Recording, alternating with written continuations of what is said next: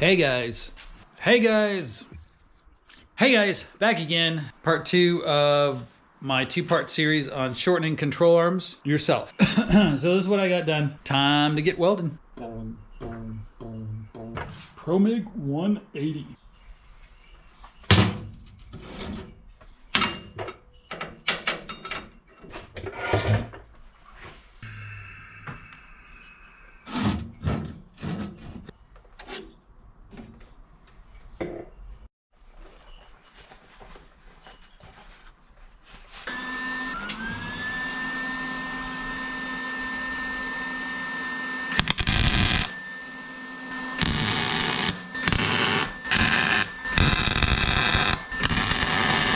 Wait.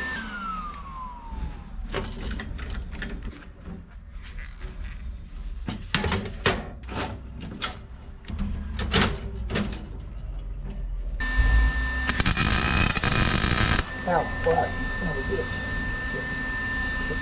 Shit.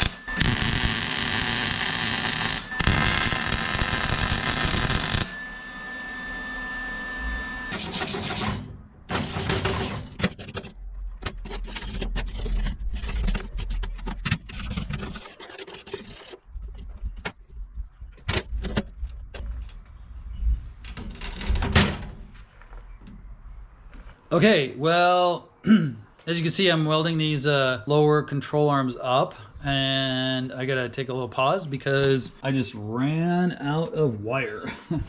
But just to kind of show you what I'm doing here, I got the welder turned up. This is 1/8-inch steel, 1/8-inch weld steel. So I got it turned up pretty high, burning that sucker in pretty good. Pretty happy with it. Not gonna really need to do like multiple passes like I thought because it's burning in really well. I am kind of doing a little, a couple of passes anyway.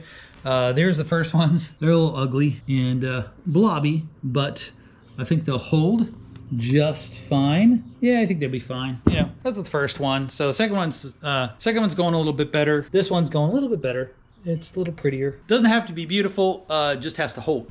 Alrighty, let me get this wire changed and I'll be back.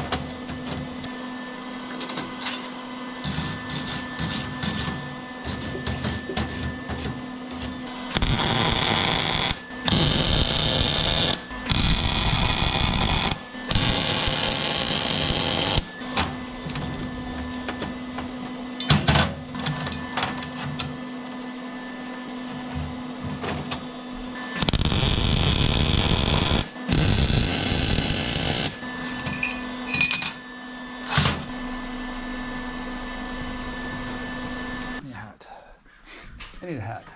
There we go. All right.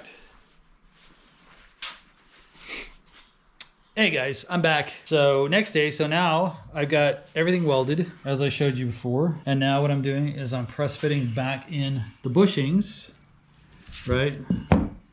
These guys that go into the control arms, right? These guys are pretty easy. They go in one side here and here. The uppers are gonna be a little more difficult, but let's get the, I'm using the old 12-ton hydraulic bottle jack press to do this.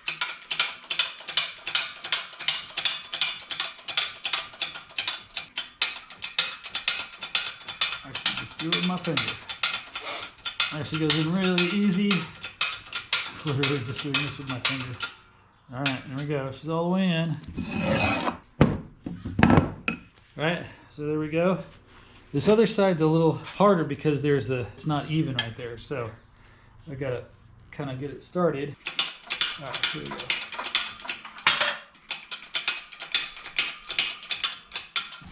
You just gotta go down. Come on, a little bit more. You can do it. Atta girl. Yeah, baby. And that's it. All right. Okay, so now we get the more tricky part. And that is because these upper control arms have this piece that goes in between here. Right? And it fits like that, right? But then the bearings have got to go in from each side. So I could do one side, probably easier, and then figure out how to do the other side. All right, I'm gonna figure this out. I'll be back. I'll show you what I come up with. Okay, guys, so I got one side in on each one of them. So now I can put this thing in and then put the other thing in right there. And I gotta figure out how to get this. I have to drop that down a little bit, how to get it in there so that I can squish it. So I'll be back. I'll show you what I come up with. Okay, so sometimes you gotta improvise a lot. So this is what I had to do, right, to get this so that I could press this top bushing in. And you might say, well, you're putting a lot of stress on that weld. Well, okay, I mean, it'll either hold or it won't. I'll check it for cracks when I'm done, but you know, it's going in. Look at that. Hopefully it's sussing itself, right? It's a little tight. It's tighter. Anyway, and this still kind of moves. There's a lot of pressure on there right now. I can do it, right? Force it down there, and hopefully nothing breaks. It does. Don't show the video because I can't. I think it's okay. Off there. Really close. Whoa, focus. Really close to being done. So I'm going to do this one-handed because it's a lot of force. And there we go. All right. And up we go. Woohoo. So let's see what we got here. Down off.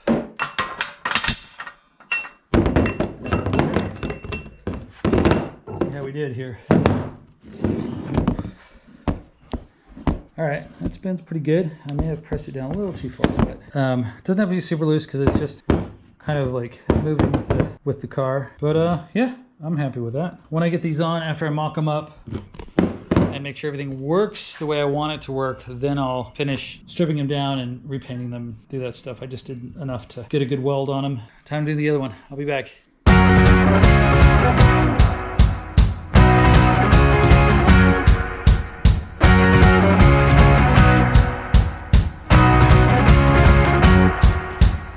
All right, so I got all the bushings pressed in. I didn't do too bad. One of the upper A-arms, this one right here, this doesn't move quite as freely as I would like it to, but that is because this side warped out a little bit. So yeah, for whatever reason, I just didn't get that straight enough. It warped a little bit. So anyway, I'm gonna put these back together. I already got this ball joint on. I just need to tighten it up. I'm gonna put the ball joints back in, the rest of them, and put them in. These guys actually turned out really well. Just speaking of straight, these turn out really well. This bolt goes in really easily.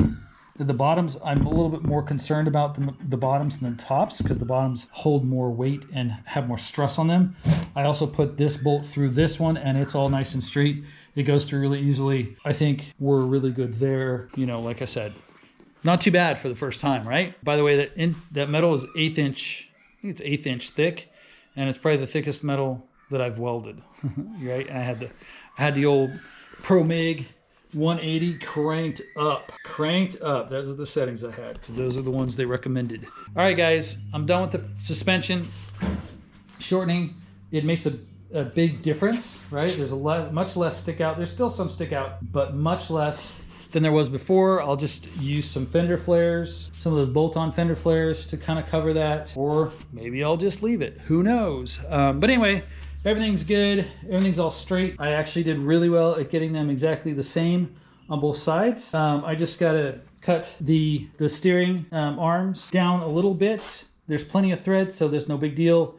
Just cut them down a little bit so that they'll fit in there, and do a couple stuff. So the basically front suspension is pretty much done. I need to get some coilovers. Oh, actually, that's the other thing I need to do is I need to make the coilover mounts. Just need to cut those and weld them on, figure out where I want them and what size of coilovers I need, and then I can go on to the rear end. And once that's done, we can start mocking up the motor in this thing. So anyway, thanks for joining me. Don't forget to like and subscribe, hit the bell, the notification bell, so you know when I upload a video, and I'll see you in the next one. Peace.